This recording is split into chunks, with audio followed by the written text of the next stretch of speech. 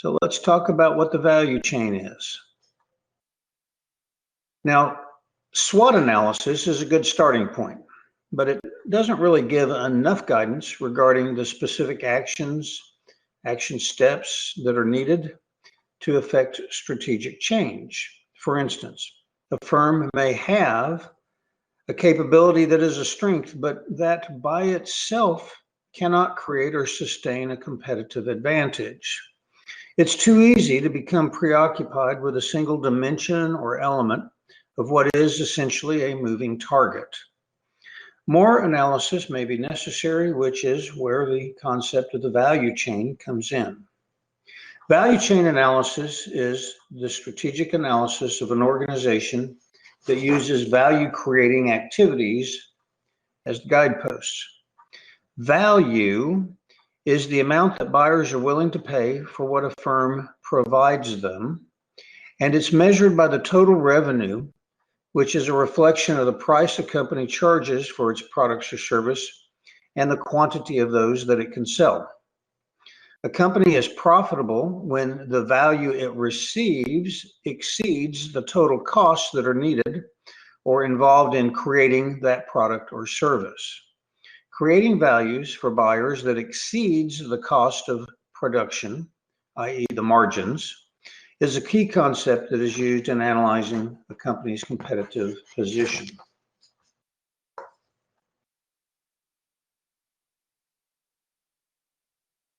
There are primary activities involved in the value chain and also secondary support activities. The primary activities are the sequential activities of the value chain that refer specifically to the physical creation of the product or providing the service, the sale and transfer of the product or service to the buyer, and the provision of services after the sale, including things like inbound logistics operations, outbound logistics, marketing and sales, and other support-related services. So considering that, let's look at this question, which is an example of a kind of question that you would see on one of your 2 exams, and consider what the answer is. Somebody provide me with an answer.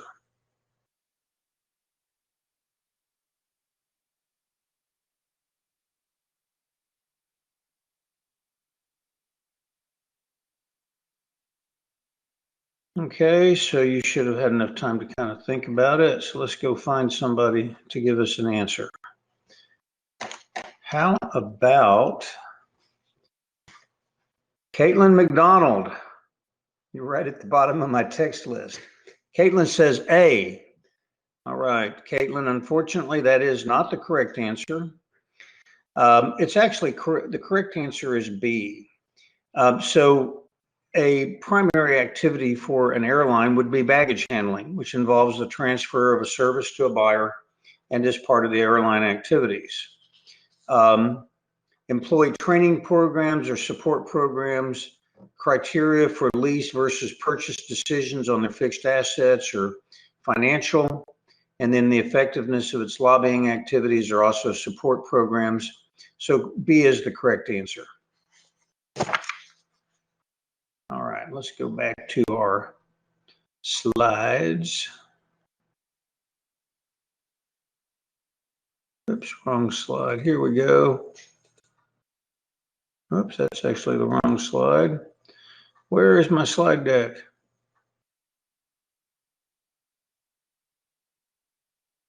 Here we go. Got to find the right tab. All right. So support activities in the value chain are the activities of the value chain that do the following.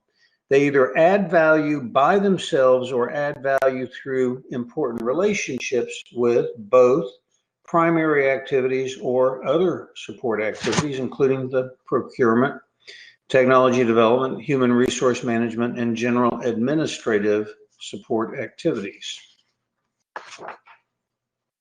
So this is a good little chart that helps you, a graphic actually, not a chart, that helps you kind of organize in your mind the difference between primary and support activities. To get the most out of the concept of value chain, it helps to view this in the broadest possible context. In other words, most companies are somewhere in the value chain for other companies.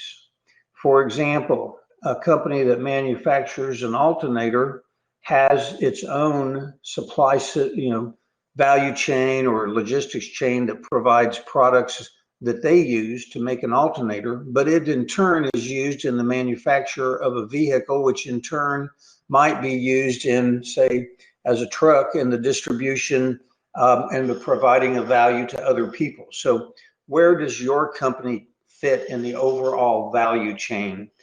Because you almost always are both look at it from the perspective of, what service do you provide to other companies or to other consumers? So you do this by placing your company within a more encompassing value chain perspective that includes your suppliers, your customers, and your alliance partners. This may help you identify how value is created for other organizations in the overall supply chain and distribution channel environment in which your company exists. Okay, now let's start by looking at the primary activities, and we're just going to go through the sequence here, and we'll start with inbound logistics.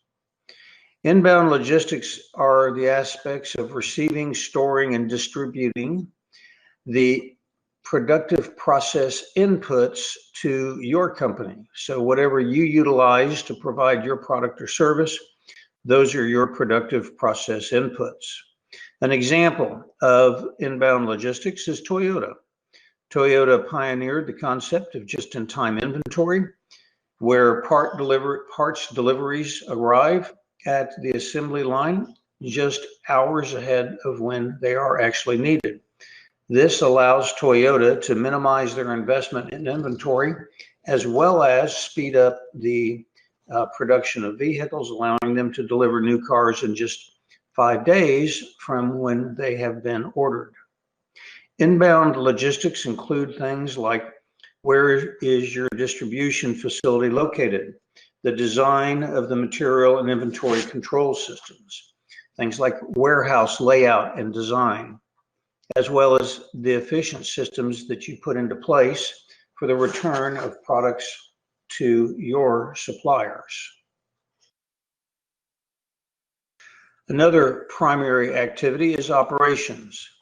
Operations are all of the activities that are associated with transforming the productive process inputs into the final product or service that you provide.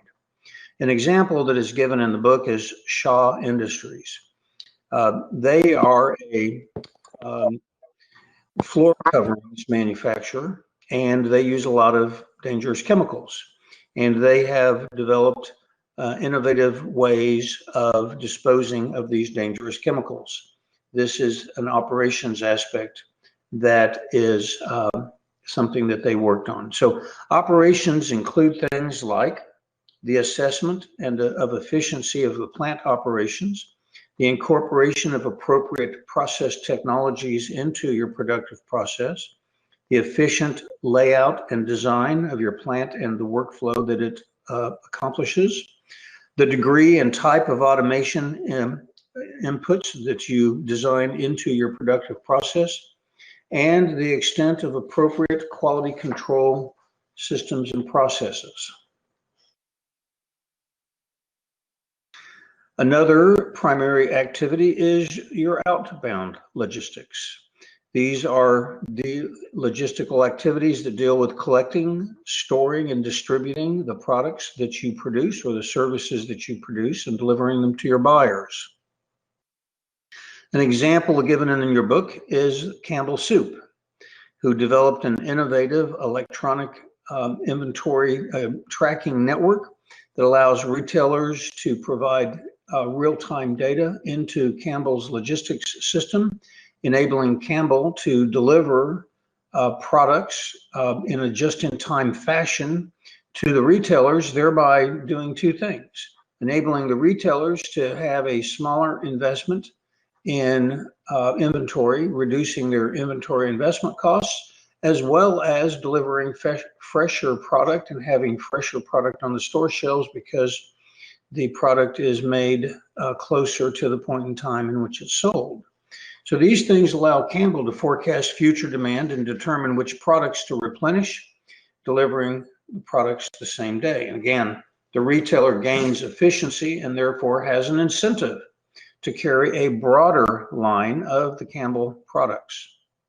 Outbound logistics include things like the effective shipping processes that are developed to provide quick delivery and to minimize damages to products.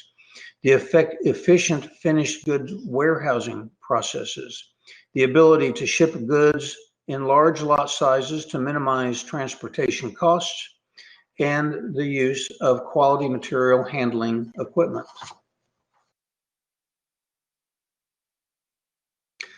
Another primary activity is the marketing and sales activities, which are activities that are associated with the purchases of products and services by end users and the inducements that are used to get them to make those purchases.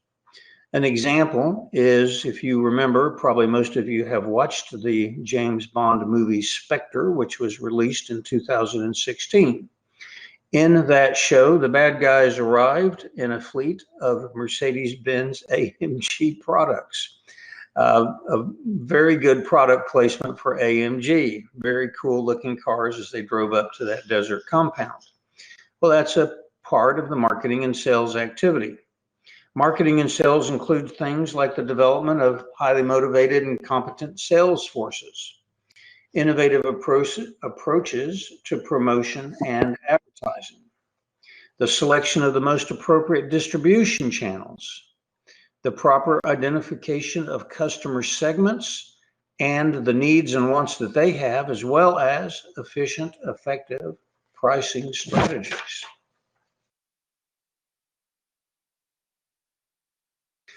Another primary activity is service.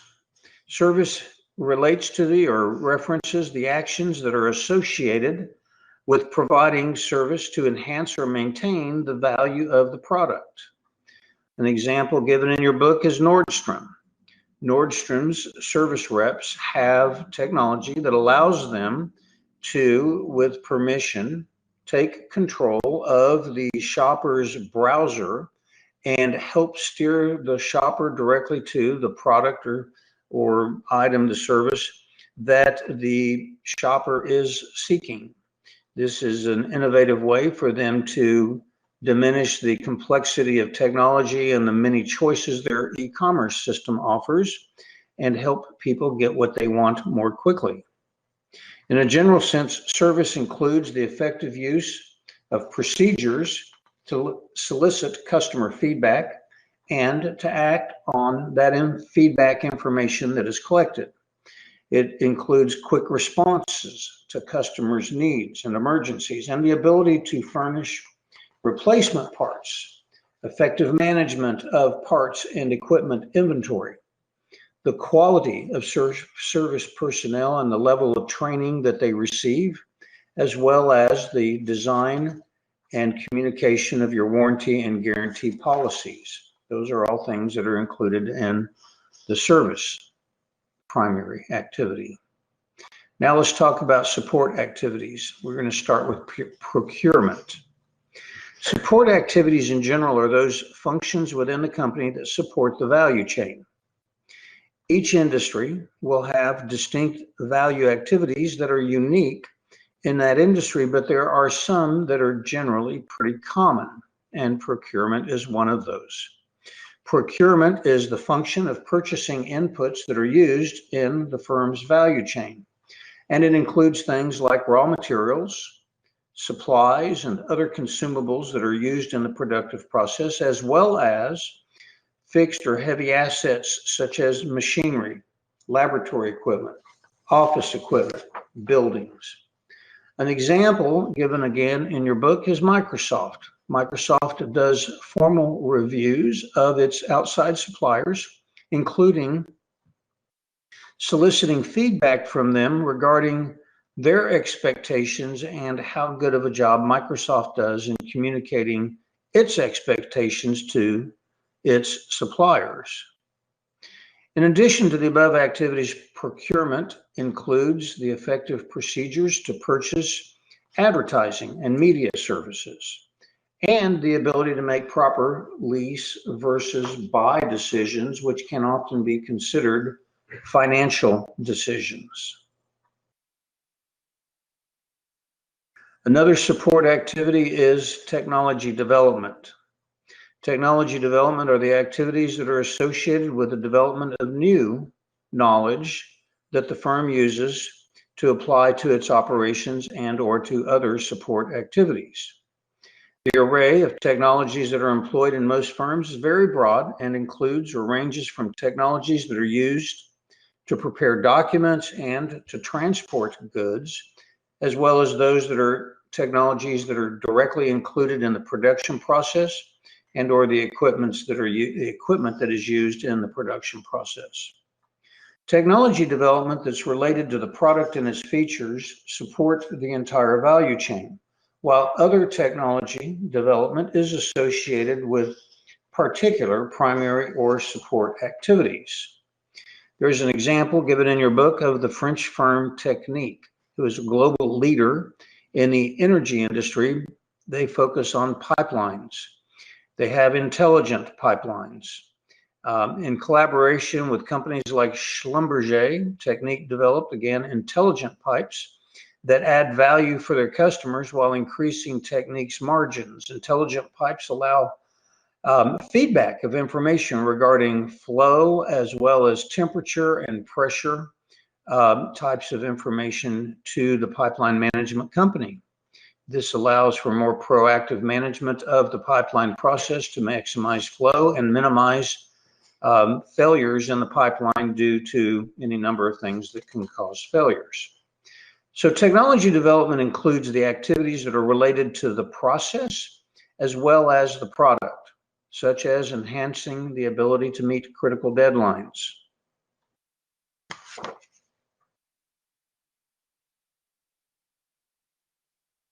Another support activity is human resource management, which includes the activities that are involved in recruiting, hiring, training, developing, and compensating personnel at all levels within the organization.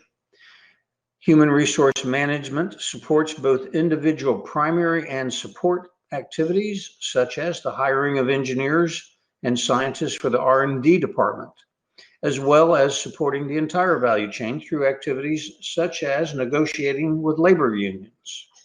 An example is JetBlue, that recruits flight attendants with a one-year contract so that they can travel, meet lots of people, and then decide what else they might like to do within the organization. So human resource management includes creating quality work environment to maximize overall employee performance and productivity and to minimize absenteeism.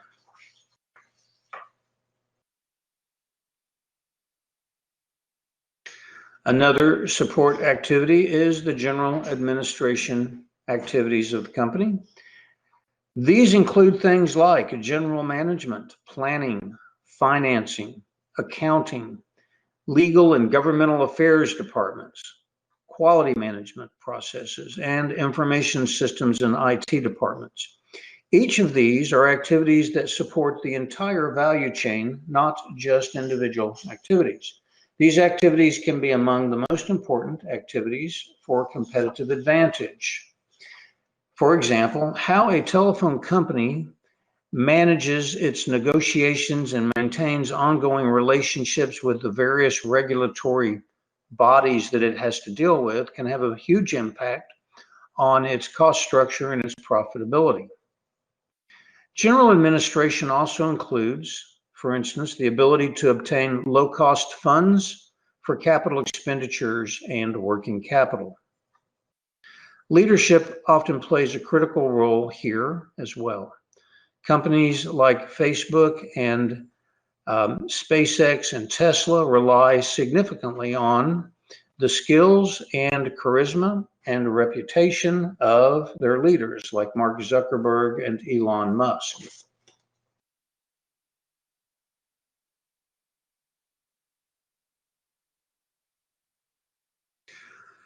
Then you have to consider the interrelationship among the various value chain activities. The interrelationships are the collaborative and strategic exchange relationships that occur between various value chain activities, either within the company or between the company and other companies. So there's both an internal and an external component.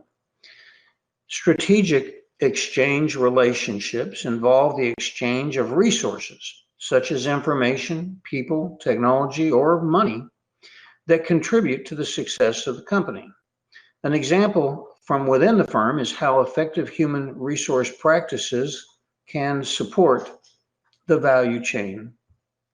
Another example from between or external to companies is how the company interacts with its stakeholders, how teaming up with customers through a prosumer or crowdsourcing relationship can help the firm gain insight into customer needs and wants and leverage the wisdom of the customer body to create value for all. Now, leveraging customer wisdom and interacting in a crowd basis can be dangerous. So you want to be careful because customers can use forums that you might establish to criticize the company and its products. So research has actually shown that developing sort of open crowd forums for resourcing or researching product ideas and feedback can actually backfire about as often as it is successful. So you've got to be very careful how you manage those open forums where customers can interact with you and your company because they also can interact with each other. It is something you need to think about carefully. All right. Now, value chains are a little different between service companies and manufacturing or product-oriented companies. Conceptually, they're the same. You just have to think about the productive process a little differently.